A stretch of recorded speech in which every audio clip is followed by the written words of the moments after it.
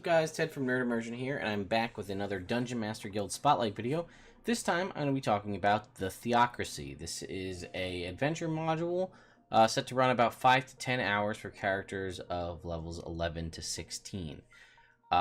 This is a pay-to-download module. It's $2.95 on the DM's Guild, and it's by JVC Parry, who you may or may not know.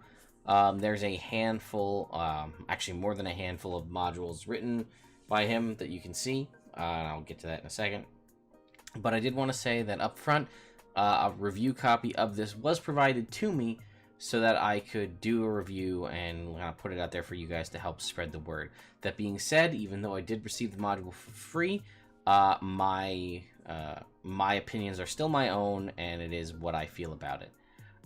But let's take a look, and again, part of the reason that drew me to it, I just want to let you guys know, is because it's a module written for 11th to 16th level characters. There's not a lot of tier 3 stuff that makes its way to me, and tier 3 stuff is often hard to balance, as most games hardly make it that far, so it's always nice to see it, and when I was asked to do it, I figured why not. So, jump over here. Here is the DM's Guild. There will be a link in the description to this if you'd like to pick up a copy for yourself. And let's read the history of the adventure here. Centuries ago, during the Age of Dragons, a potent and vain blue dragon named Raziel brought down his final foe, a copper dragon whose name is lost to time. Believing himself immortal, Raziel left the body of the dragon as a solemn reminder of his power. Those who resisted the grip of the tyrant decided to salvage what they could from the corpse of the copper dragon and used his bones, skin, and horns to create magic items designed to bring about Raziel's destruction. Now the characters are hunting for these relics, one of which is stored in the holy vaults of the Theocracy. So that is basically the whole premise of this adventure. You are, for whatever reason, tracking down these dragon relics. Now whether the story, and we'll talk about that in a little bit, is the exact same, but basically you're trying to get these relics. And that involves a heist, which is what this adventure is about. So here you can see some other stuff by JVC Parry. There's a bunch. A lot of these look familiar to me. I probably even own some of these. And there is one review of 5 stars and a discussion. So we'll read Brad R's discussion. This is an amazing heist adventure that you would be a fool to not pick up, particularly as higher level adventures are much more rare and harder to execute properly. This is also horrible grammar. The only detraction I have is that the maps that are in the PDF are not included as separate files for easy integration into Roll20 and Fantasy Grounds. I'd leave my full review here, and there's a link to a YouTube video. So there you go. Pretty positive comments. So why don't we go ahead and take a look at the adventure itself. So there is art throughout, and it is well done. As I stated before, you are performing a heist. Now this heist can go one of several different ways, and honestly the way the adventure runs is entirely up to how your players want to get it. Again, the goal is to obtain this Dragonfall horn, and whether they decide to bribe their way in or costume, use disguises to get in, or perhaps, seduction, or probably not seduction as it is a temple, or kind of mind-bending magic, if they decide to go in via stealth, or if they decide to just brute force, just knock down the front door and slaughter everybody as they make their way through. That's an option too, and things are designed that it could go any one of those ways. Here's a table of contents. I am also allowed to show you guys pretty much as I want, but I'm not going to try to show you guys everything, as I'd like to leave some stuff up to the imagination so you guys would still want to purchase it. First of all, too, at this point, spoiler alert for people who are going to be playing or running this game, I guess. Either way, I'm going to be talking about some of the stuff here. I'm going to go through a couple key points and show off some of the maps. I'm also going to talk about at least one of the new enemies. There are a couple new ones here. And at least one, magic item. So, here's the intro. There's the tips for the DM section. Again, this was designed for the creator's homebrew world, but he says it can be easily slotted into the Forgotten Realms and uses, I think, Baldur's Gate as the main focus. And again, this section, it's not super necessary, but I do enjoy it. Basically says, make this right for you. If something in my campaign or my module doesn't fit your playstyle, doesn't fit your campaign, tweak it and make it your own. It says, they may not. It also talks about leveling up and things of that nature. There's puzzles and traps and things, so there's different ways to handle that. And then here's a more detailed adventure background of what we talked about before, describing Raziel and giving more flavor to that background. Basically tells you that there were a couple of artifacts made: a suit of copper dragon scale mail, a dragonfall horn, an arrow of dragon slaying, and a dragon slayer longsword. So there are a series of adventures, at least I know there's at least one other called Beneath the Sands, where you retrieve another one of the dragon relics. So this one is focusing on the dragonfall horn. It was discovered by the Sound of Silence, which is a sect of the Harpers focused primarily on bards that are interested in magical instruments, and that has a potential tie to this. And there are several hooks. Basically, you're searching for the relic, you are working for the wrong side, or it's just a resistance thing to deal with the Theocracy, which is this sort of, I'm not going to call them militant per se, but a very heavy clergy-based group that, again, has apparently popped up in Baldur's Gate. You can see there is, again, plenty of art throughout.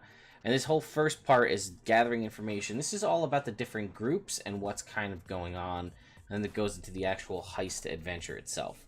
And again, as I stated, it is a heist, so they don't really have too much in the way of, like, this happens, then this happens. They more or less give you the maps and give you the rooms, the layout of those rooms, what's in them, and the people nearby. Because as I stated at the beginning, you can go through this adventure one of several ways. You could go totally stealth, you could go in disguise, or you could go in brute force. And that's really going to dictate what you find in all of the rooms or how the adventure goes. If it's stealth and you guys roll great, then you don't really encounter anybody, and you'll probably make your way to the vault and get what you need and get out without being caught. So, different things like that. So again, here we go.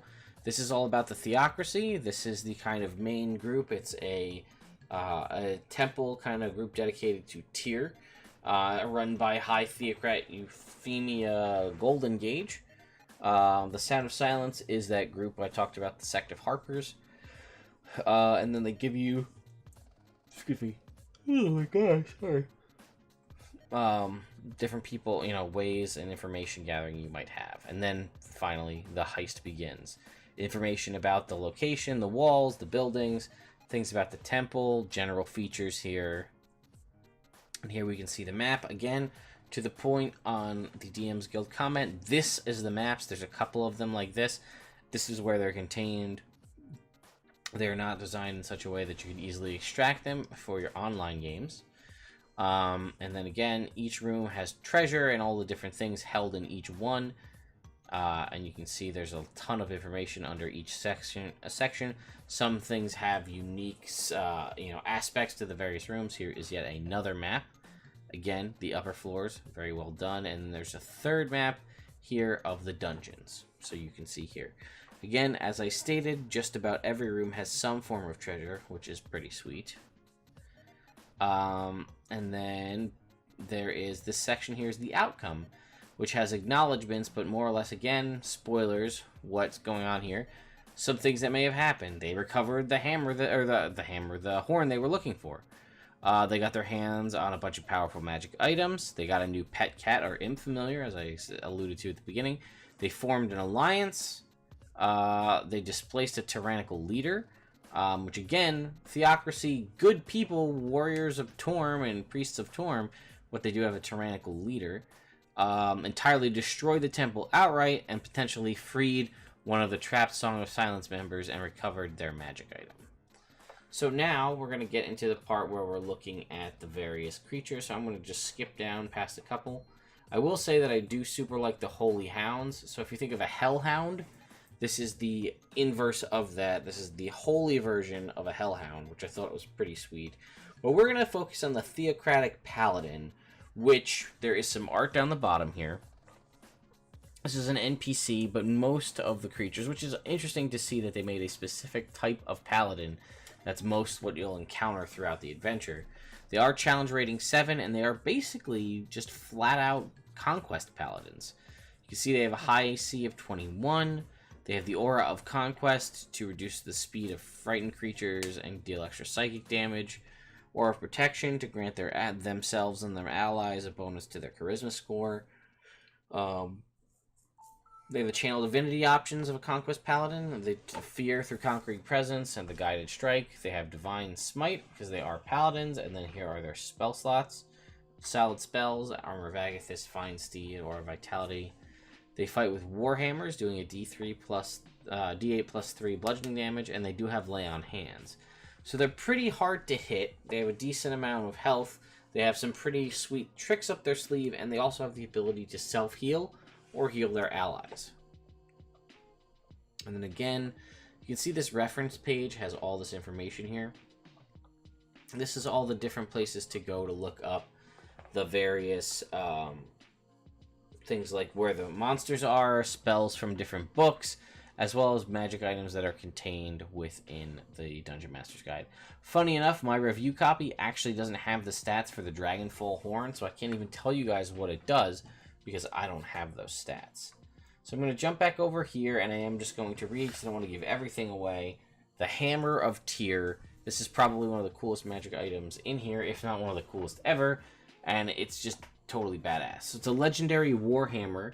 Requires attunement by a Cleric or Tyr, or Cleric or Paladin of Tyr. It's +3 weapon with Throne property, 2060, similar to a Dwarven thrower.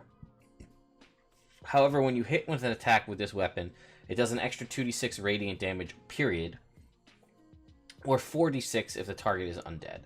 So that's a d8 plus 2d6 all the time. It also has charges that let you cast spells using your spell save DC. 1 charge up to level 4 for Cure Wounds, 3 charges for Daylight, 2 charges for Lesser Restoration, 6 for Heal, 5 for Mass Cure Wounds, and 6 for probably the winner on this list of Sunbeam. It regains 1d6 plus 4 charges daily at dawn, and if you spend the last charge, roll a d20. On a 1, it disappears in a flash of light and returns to the hands of Tyr himself. Very, very cool. Legendary item. So, what do I think of this overall? Well, 1, I think that it's designed very well in that it's an 11th to 16th level module. I'm planning to potentially run it in one of my campaigns, so I don't want to discuss too much about it, but I think it's handled very well. It looks to be anyway. The maps are crisp and concise. Everything matches up the way it's supposed to be, with the exception of missing the Dragonfall Hammer from my copy, the main focus of the whole adventure. That's my one real nitpick. But again, it's brilliant in its design in that you can't really focus too much on the story and the fact that it's a heist and it has multiple outcomes. So you have to just provide all the information, and then the players go where they go, and you as the DM tells them what they see. I also love the idea of holy hounds. I think that that's just an awesome idea, and I will be adding them to my games in some form or another. And I also love the magic items. There's a whole bunch included. On top of the Dragonfall Horn, there's a specific and 2 other items, one being the Hammer of Tyr, which I love. Yeah, and the fact that it's a higher level adventure for 11 to 16, and that it seemingly is well executed, I plan to run it, and that's, I feel like, the true testament to any of these products that I do. If I end up running the module on the channel, or end up playing the class on the channel, is because I want to test it further and provide even more information for you guys. So again, the link is in the description if you'd like to pick up a copy for yourself. I'd love to know what you guys think. Have you run this? Have you downloaded this? Have you played it? What do you guys think? Please leave them in the comments below. Again, I was given this copy to try to spread the word, so if you've already seen it or encountered it in some form or another, please let me know what you thought. Also, based on my little quick overview of things, did this increase your chance of want to pick this up? I know I want to run it because it's set in a dragon-based theme, and I'm running Rise of Tiamat, and I have a tier-based paladin in my Princess of the Apocalypse game, so there's pretty cool options for synergy for both of these, so I'm very excited. And I'm curious to see the other modules, to see what other things have happened. I do have Beneath the Sands, that is this one right here. This is another version of that, retrieving another dragon relic. I'm not sure if the other 2 are retrieved in other modules that are listed here or elsewhere, but I'm excited to check it out. I'm very thankful to JVC Parry for providing this copy to me for review. I'll be leaving my review on the DM's Guild as well.